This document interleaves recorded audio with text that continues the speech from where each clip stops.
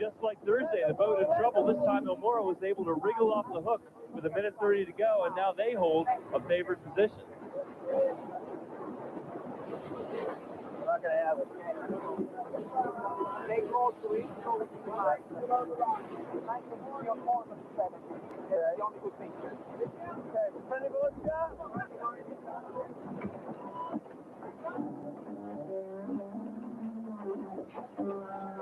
Game here is to get up to full speed. KR makes his move first, and he'll be going faster when the gun goes off. Go down below the line. 20. 17. 14. 13.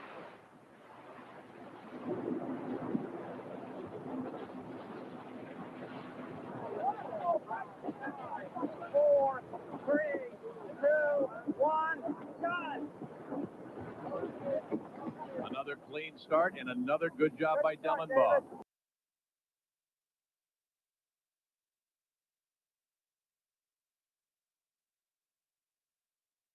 Good afternoon. From Cape Elizabeth, Maine. Looking up Portland Ship Channel towards Portland, Spring Point Light there on your left. And here we are. And today, why should today be any different? Today we have a famous British author and billionaire with apparently plenty of time on her hands to now sort of tiptoe into the realm of Holocaust denial, or at least one element of the Holocaust. Yes, we're here to talk about Joanne a little bit. Not to argue with her about the facts of the matter, but to present the facts of the matter. Because at this point, arguing with somebody who deny elements of the Holocaust is like arguing with somebody who says the sky behind me is orange. It's not. So it's what is the point of debating something like that? But we should be aware that there are people that are bound and determined that in order for their current dishonesty and saying that trans people like myself exist, it is incumbent upon them that people like myself have not existed throughout history, or have never been subjected to discrimination, elimination, marginalization. It's just not what we want to be doing today. So here is what Jay's telling me. There's an echo. Jay, is there still an echo? Just wondering at this point. Yes, no, maybe.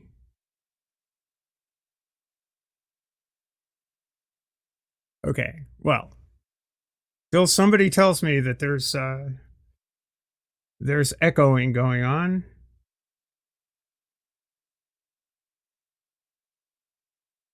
I'll not be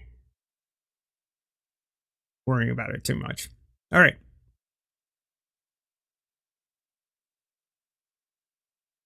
There's an echo on stream.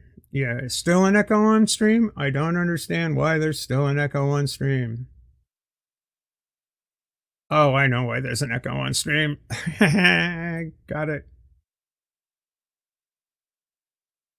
Maybe there's not an echo on stream now? Okay. Fixed. Good. I demolished the echo like a boss. Thank you so much. This seems to be a good day for technical difficulties. Hey, Tux. Welcome. Welcome, Jay. Welcome, Tux. Welcome, whoever else is out there. Anyway, good old Joanne. Let's just take a look inside this incredible silliness from Joanne.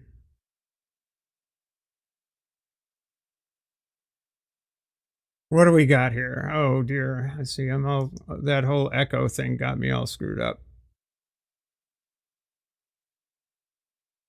There you go. Yeah, George Takei.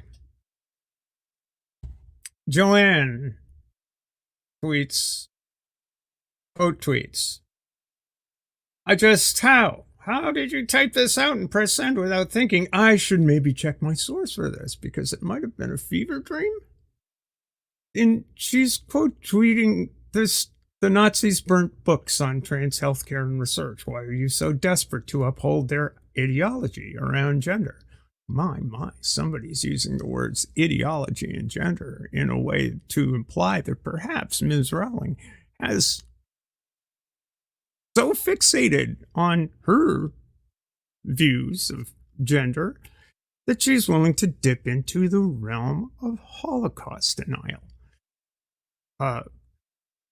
Our hero, George Takei, Lieutenant Sulu, marches in with a sword and says, "This is, in fact, true." Mr. Takei is correct. This is, in fact, true. Lest there be any doubt, the Scientific American on May 10th, 2021, wrote an entire article on how this is, in fact, true, and the deep history of the Institute for Sexual Research in Berlin, and how that their library was burnt to a crisp in one of the first and one of the biggest book burnings that took place during the Nazi era. And we'll just take a look at some of that. But we're all aware.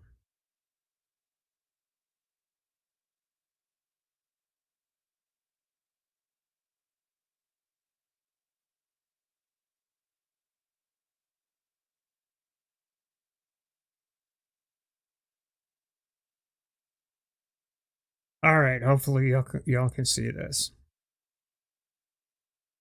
The forgotten history of the world's first trans clinic.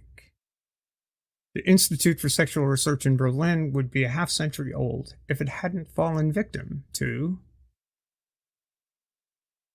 Nazi ideology. By Brandy Chalace. This was in the Scientific American, May 10th, 2021. There's a lovely photograph of, this looks like it might be somewhat earlier than 1933, but believe it or not, there were transgender people before 1933 even, before.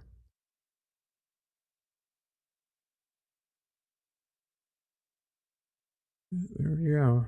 Costume party at the Institute for Sexual Research in Berlin. Date and photographer unknown. Magnus Hirschfeld in glasses holds hands with his partner Carl Geiss. There you go. Late one night on the cusp of the 20th century, Magnus Hirschfeld, a young doctor, found a soldier on the doorstep of his practice in Germany. Distraught and agitated, the man had come to confess himself as an Ordnung, a word used to refer to homosexual men. It explained the cover of darkness. To speak of such things was dangerous business. The infamous paragraph 175 in the German Criminal Code made homosexuality illegal. A man so accused could be stripped of his ranks and titles and thrown in jail. By the way, it was a person who was thought to be wearing clothing appropriate to the opposite gender, sex, was also a crime to do that in many cities in the United States until way past 1966.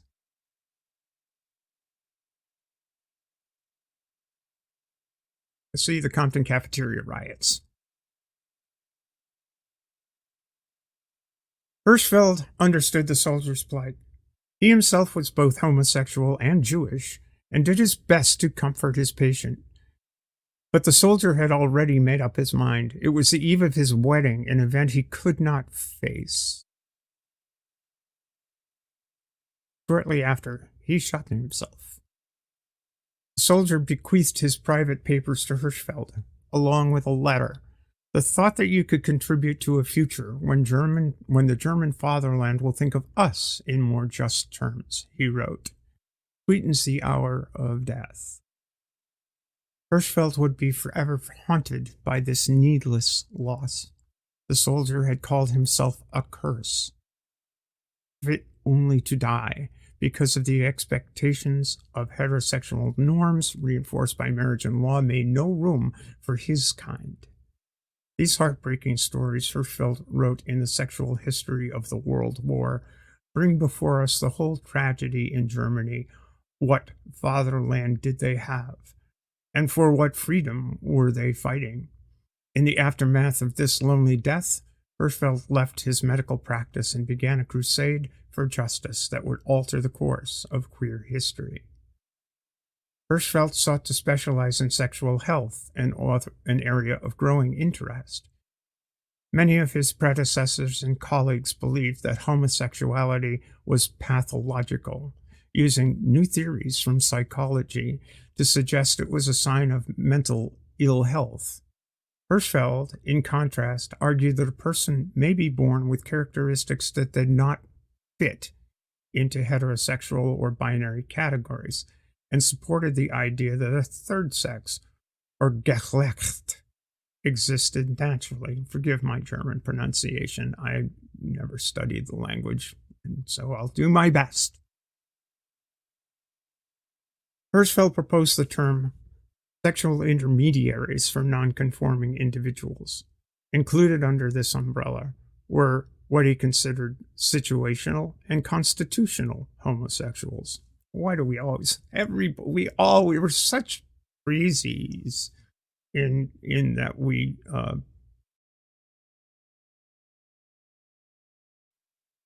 in that we need a term for everything. But I suppose that's helpful when it comes to, I don't know, communicating with each other.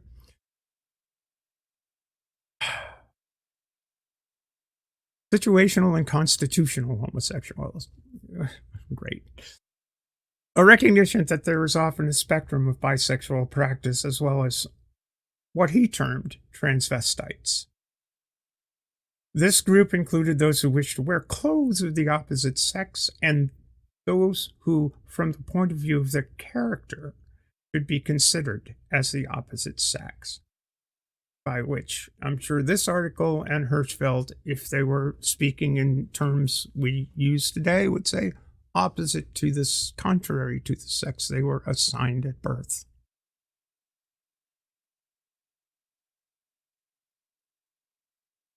One soldier with whom Hirschfeld had worked described wearing women's clothing as the chance to be a human being for at least a moment.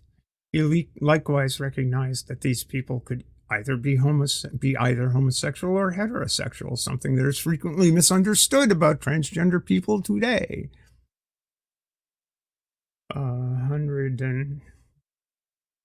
Over 100 years later, there's Max. Perhaps even more surprising was Hirschfeld's inclusion of those with no fixed gender, akin to today's concept of gender fluid or non-binary identity. He counted French novelist Georges Sand among them. Most important for Hirschfeld, these people were acting, quote, in accordance with their nature, unquote, not against it. If this seems like extremely forward-thinking for the time, it was. It was possibly even more forward than our own thinking 100 years later. current anti-trans sentiments, which is the one just expressed on Twitter this very morning by Wizard Lady and countered by Solo.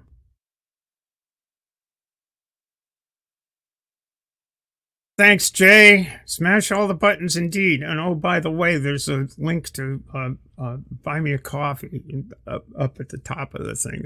I've permalink there. I could really use some help right about now. I'm out of kerosene. I've got to buy medications, and I've got precious little to my name. In fact, probably negative by the end of the day today. So if anybody feels so inclined, yeah, no, do it. Hey, to mommy. Yes, forward thinking for the time, possibly even more forward than our own thinking 100 years later. Current anti-trans sentiments center on the idea that being transgender is both new and unnatural.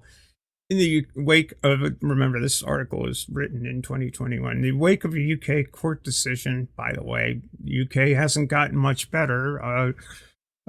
In England, anyway, the English version of the National Health Service has decided to, while still allowing for GnRH analogs for cisgender children, they are now not allowed to be prescribed for transgender children in order to delay the onset of puberty for 2 years.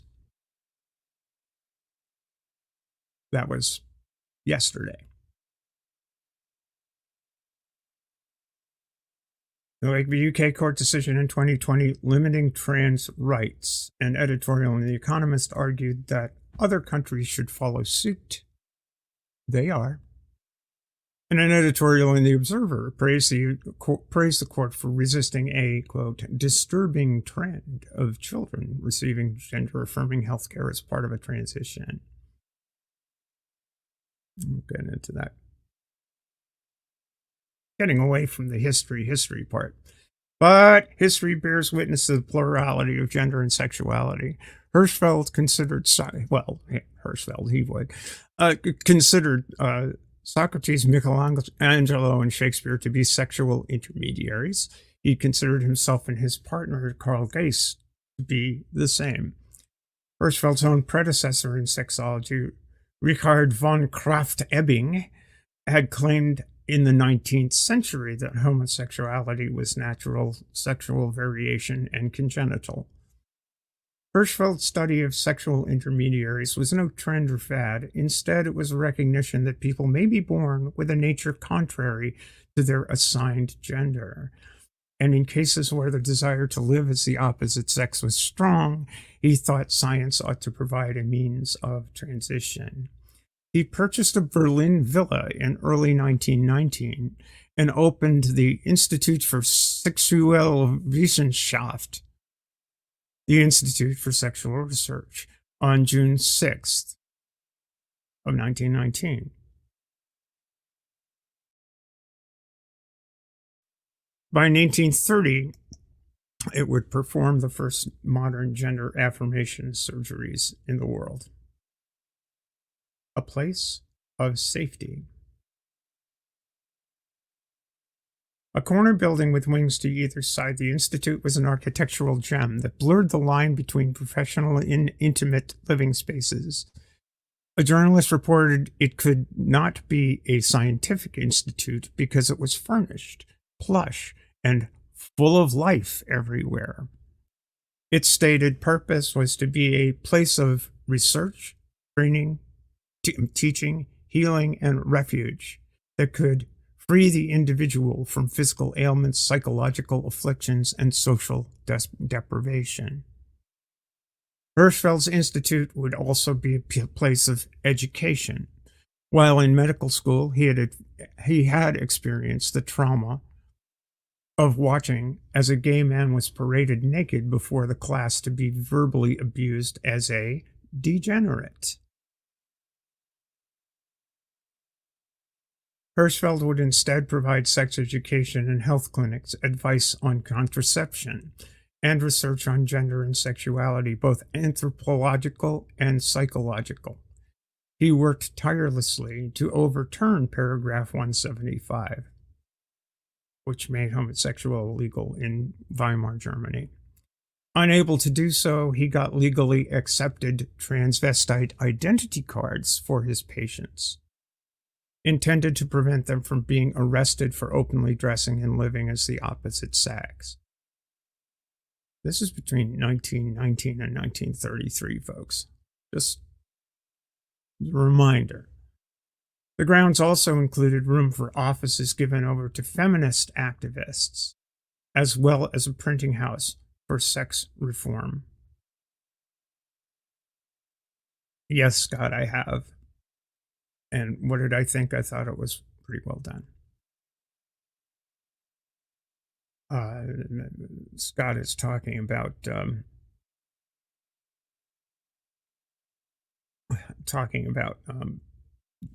genetically modified skeptics thing. Anyway, oops, I got the wrong one. There we go. Now y'all can see it. Yeah, I thought it was pretty good. It was pretty short, by the way. It's not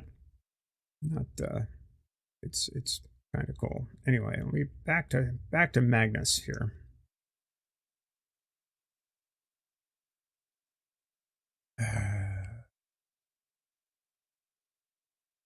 Offices for feminist activists, as well as a printing house for sex reform journals meant to dispel myths about sexuality. Love, Hirschfeld said, is as varied as people are. The Institute would ultimately house an immense library on sexuality gathered over many years, and including rare books and diagrams, protocols for male to female surgical transition. In addition to psychiatrists for therapy, he had hired Ludwig Levy-Lenz, a gynecologist, together with surgeon Irvin Gurbrandt. They performed male-to-female surgery called genital Umwandlung. Genitalumwandlung. Literally, transformation of the genitals. Which, you know, in the parlance, what today we would call genital reconstructive surgery, or GRS. In my day, it was SRS, sex reassignment surgery, or GRS, was gender reassignment surgery. But I prefer genital reconstructive surgery because that, in fact, is what it is. And so, this occurred in stages: castration, penectomy, and vaginoplasty. The Institute treated only trans women at the time. Female-to-male phalloplasty would not be practiced until the late 1940s and is also extremely complicated. Patients would also be prescribed hormone therapy, allowing them to grow natural breasts and softer features. Again, very trans-femme oriented. Their groundbreaking studies, meticulously documented, drew international attention. Legal rights and recognition did not immediately follow, however. After surgery, some trans women had difficulty getting work to support themselves, and as a result, 5 were employed at the Institute itself.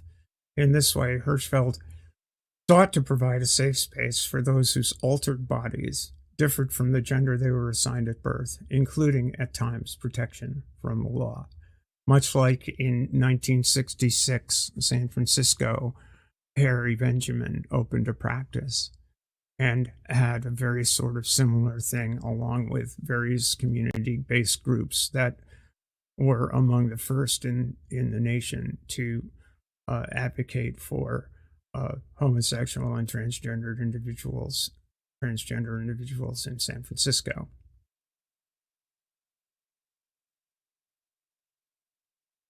A little picture of Lily Elba, one of Hirschfeld's patients.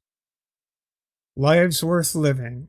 That such an institute existed as early as 1919, recognizing the plurality of gender identity and offering support, comes as a surprise to many.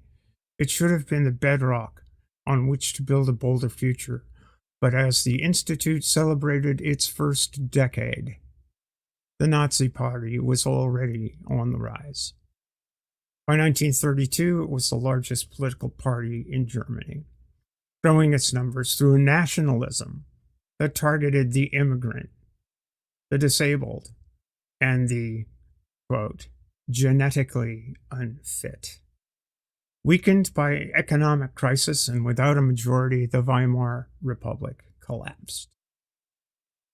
Adolf Hitler was named Chancellor on January 30th, 1933, 91 years ago. There are people living who were alive then and enacted policies to rid Germany of lebenswertes Leben, or lives unworthy of living. That needed, in the clever phrasing of Michael Knowles this year, to be eliminated from society.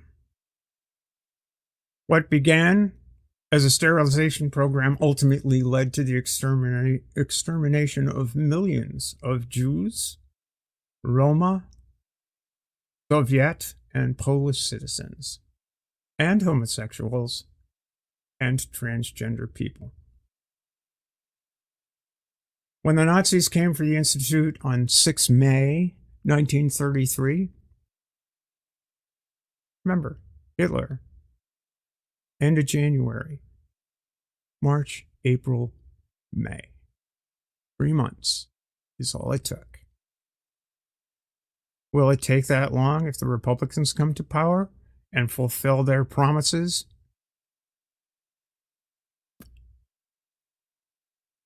Made in the 2025 manifesto? Will it take 3 months? See. Hopefully we won't have to see.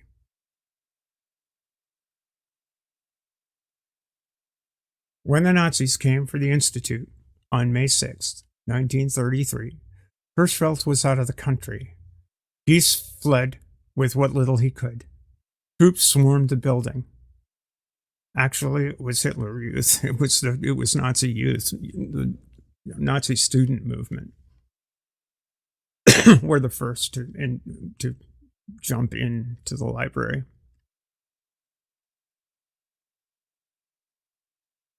Carrying off a bronze bust of Hirschfeld and all his precious books, which they piled in the street.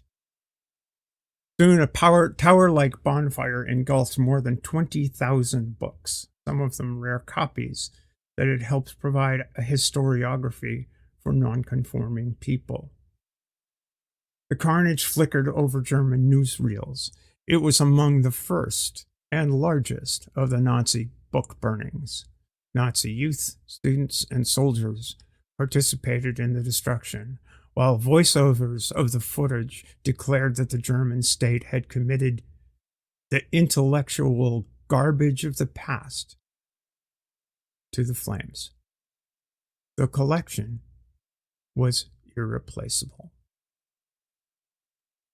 Levi Lenz, who like Hirschfeld was Jewish, fled Germany, but in a dark twist, his collaborator Gorbrandt, with whom he had performed supportive operations, joined the Luftwaffe as chief medical advisor and later contributed to grim experiments in the Dachau concentration camp. Hirschfeld's likeness would be reproduced on Nazi propaganda as the worst kind of offender, both Jewish and homosexual, to the perfect heteronormative Aryan race. In the immediate aftermath of the Nazi raid, Geisel joined Hirschfeld and his protege Li Shutong, a medical student in Paris. The three would continue living together as partners and colleagues with hopes of rebuilding the Institute until the growing threat of Nazi occupation of Paris required them to flee to Nice. Hirschfeld died of a sudden stroke in 1935 while still on the run. Giese died by suicide in 1938. Tong abandoned his hopes of opening an institute in Hong Kong for a life of obscurity abroad. Over time, their stories have resurfaced in popular culture. In 2015, for instance, the Institute was a major plot point in the second season of the television show Transparent, and one of Hirschfeld's patients, Lily Elba, was the protagonist of the film The Danish Girl, for which the cisgender actor won an Academy Award. We watched over in Gather. We watched a screening of a film made by Laverne Cox on the treatment of trans and queer people generally in popular culture and cinema. That talks about that particular bit of complexity. So join us over there. We watch plenty of good things. Notably, the Doctor's name never appears in the novel that inspired the movie, and despite these few exceptions in the history of Hirschfeld's clinics has been effectively erased. Apparently so effectively that a certain wizarding author in Great Britain, who's got billions to spend further erasing that history, never came to her attention. So effectively, in fact, that although the Nazi newsreel still exists and the pictures of the burning library are often reproduced, do know that they feature the world's first trans clinic. Even that iconic image has been decontextualized, a nameless tragedy. Cancelled. Erased. Removed from history.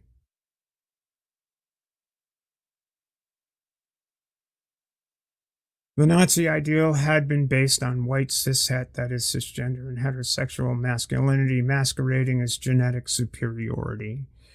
Any who strayed were considered as depraved, immoral, and worthy of total eradication.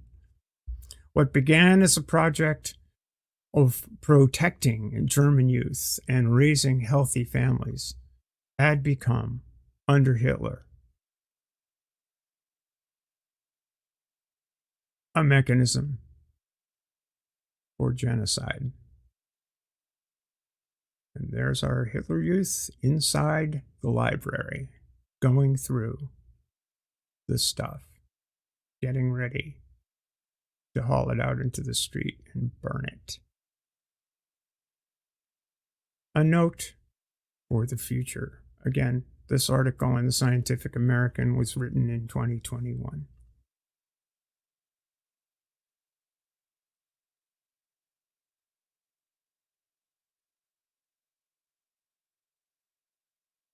The future doesn't always guarantee progress, even as time moves forward, and the story of the Institute for Sexual Research sounds a warning for our present moment. Current legislation indeed calls even to separate trans children from supportive parents. Bear a striking resemblance to those terrible campaigns against so-labeled aberrant lives. Studies have shown that supportive hormone therapy accessed at an early age lowers the rate of suicide among trans youth. But there are those who reject the evidence that trans identity is something you can be born with. Evolutionary biologist Richard Dawkins was recently stripped of his Humanist of the Year award for comments comparing trans people to Rachel Dolezal, a civil rights activist who posed as a black woman, as though gender transition were a kind of duplicity. His comments come on the heels of legislation in Florida aiming to ban trans athletes from participating in sports, and an Arkansas bill denying trans children and teens supportive care. Again, this story was written in 2021. Joanne today is denying any of this ever happened. And why? Because these bills and this drumbeat is being carried on in deadly earnest today. 2 days ago, I believe, the National Health Service serving England refused to continue to prescribe GnRH analogs, puberty blockers, to trans children, while continuing to support their use for cis children. Looking back on the story of Hirschfeld's Institute, his protocols not only for surgery, but for a trans supportive community of care for mental and physical healing and for social change, it's not hard to imagine a history that might have been. What future might have been built from a platform where sexual intermediaries were indeed thought of in more just terms. Still, these pioneers and their heroic sacrifices helped to deepen a sense of pride and of legacy for LGBTQ plus communities worldwide. As we confront oppressive legislation today, we might find hope in the history of an institute and a cautionary tale in the Nazis who were bent on erasing it.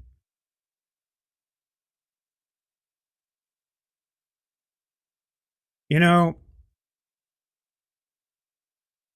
it would be nice if this article in the Scientific American of May, I think it was May. Yeah, May 2021, 90 years after the book burnings at the Institute for Sexual Research took place. It would be nice if this article had been viewed as a warning. In a sense, it was. But if anything, things have gotten worse for trans people in England, in many states in the United States. And in the promises made by the Heritage Foundation in Project 2025, the promises are there. These people mean what they say, and they mean to do exactly what they say.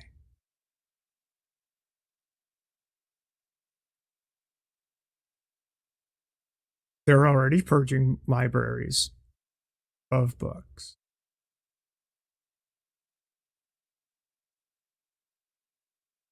They're already proposing and passing laws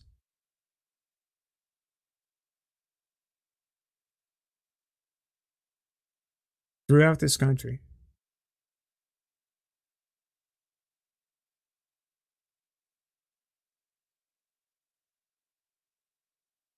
We don't need to argue. We don't need to argue with Joanne Rowling about whether this history is history. It's not that far in the past. We don't need to argue the minutiae.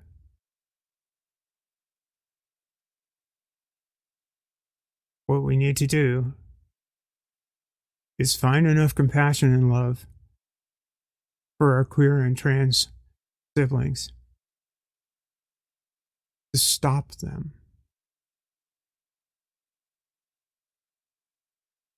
There are more people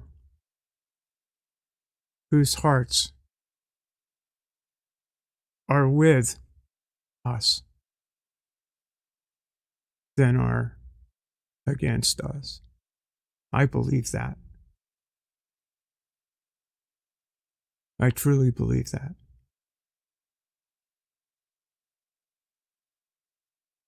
What needs to happen is for them to vote. Because the consequences of not doing so, consequences of staying silent, the consequences of just saying, oh, well, we have your back, when our backs are hitting the hard tile of an Oklahoma bathroom floor because of the hatred public officials are directing at teenage children.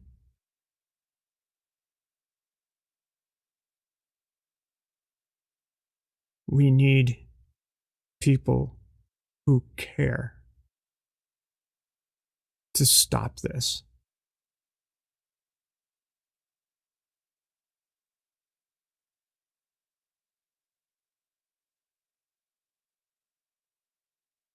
Bye.